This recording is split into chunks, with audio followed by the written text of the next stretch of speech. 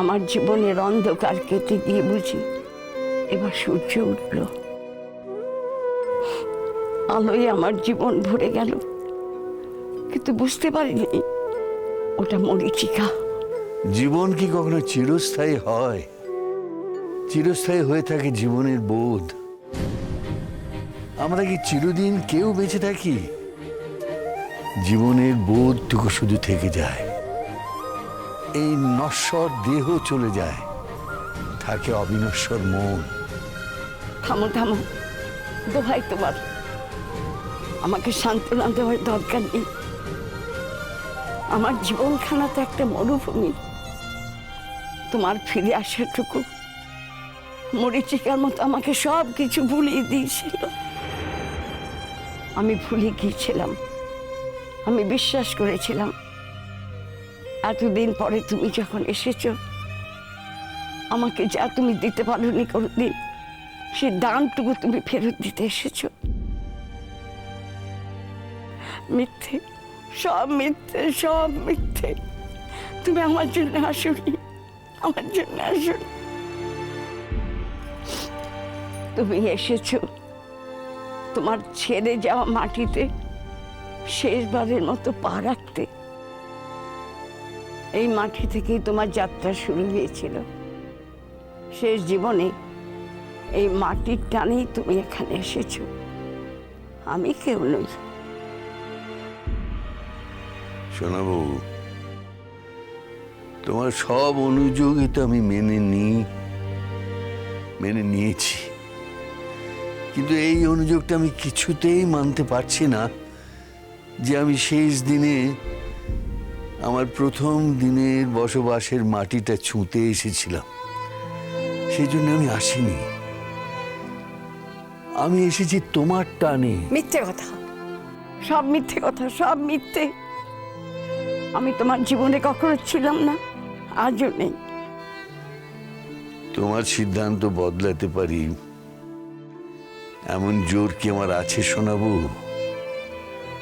নেই। অগত্যা। অগত্যা কি বলো? অগত্যা কি?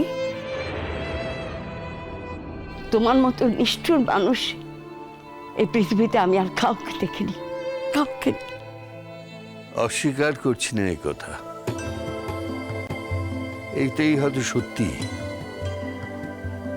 আমার থেকে নিষ্ঠুর কেউ হতে পারে না, আর এই কথাটা অন্তর থেকে বুঝতে পেরেছিলাম বলেই এই শেষ জীবনে এসে তোমার কাছে নতজানু হয়ে ক্ষমা প্রার্থনা করতে চেয়েছিলাম। কিন্তু এখানে এসে কি এখানে এসে? নিশ্চয়ই আমাকে বিশ্বাস করতে বলবে না যে এখানে এসে তুমি আমাকে ভালোবাসতে শুরু করেছো। তুমি যদি এই অধিকারটুকু আমার কাছ থেকে কেড়ে নিতে চাও, তাহলে আমি এই একই কথা বারবার বলবো। এই শেষ জীবনে এখানে এসে আমি বুঝতে পারলাম যে বিজ্ঞান সাধনার চেয়ে, মানব কল্যাণের চেয়ে আরো এক নিতান্ত ব্যক্তিগত জীবনের অংশ, আমার জীবনের সত্য একটা অংশ এইখানে ছিল। জীবনের এই অংশটা এতদিন আমার জানা ছিল না।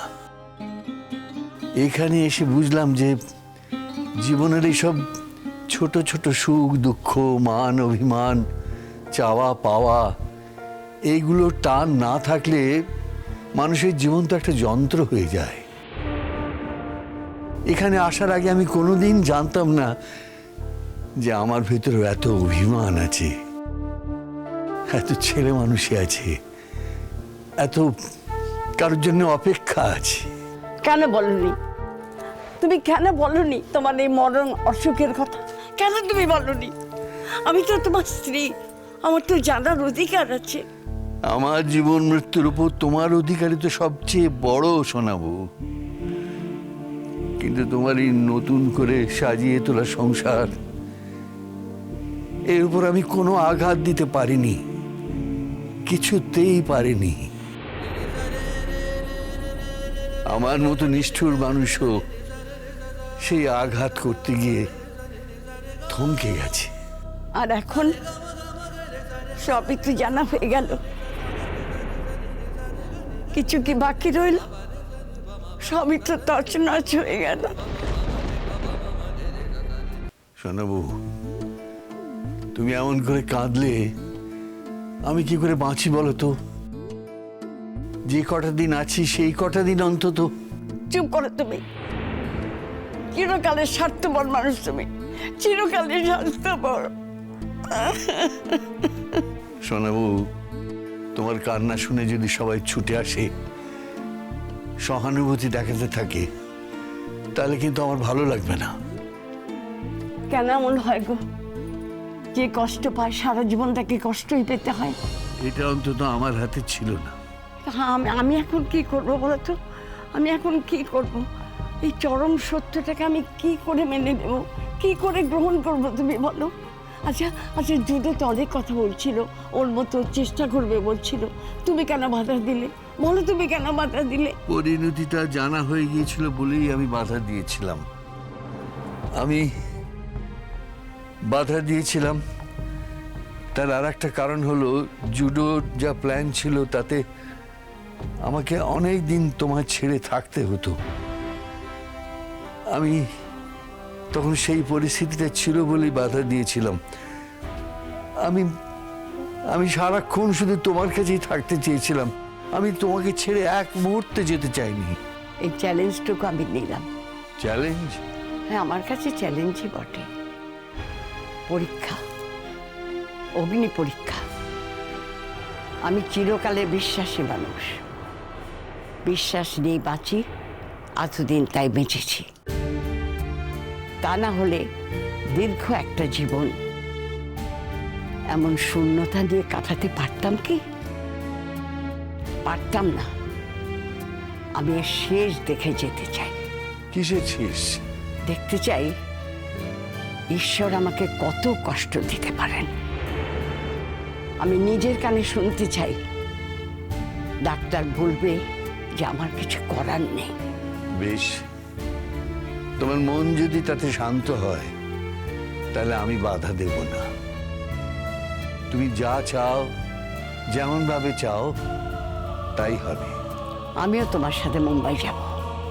বেশ। তুমি কি আমাকে শুধু সান্ত্বনা দেওয়ার জন্য রাজি হলে?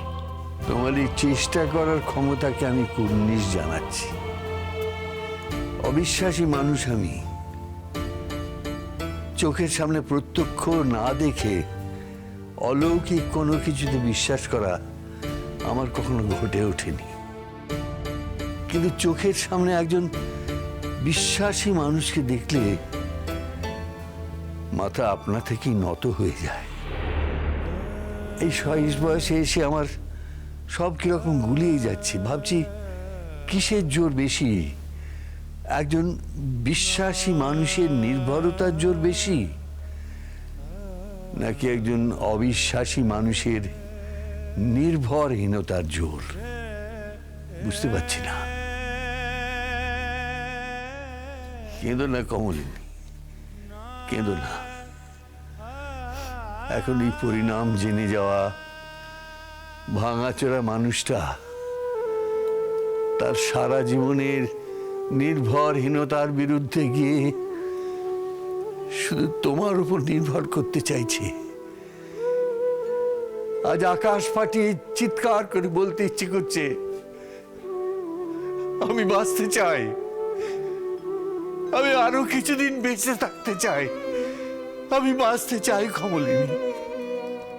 আমার জীবনে কখনো কিছু সহজে হয়নি, তাই আজ আমি কঠিনকে বেছে নেব। আমি দেখব ভগবান আমার ওপর আর কত কঠিন হতে পারে। আমি দেখব আমি হেরে যাব না, আমি কখনো হেরে যাব না। আমিও বেহুলা হতে জানি, আমি অত সহজে ছাড়বো না। তুমি দেখে নিও, আমি অত সহজে ছাড়বো না।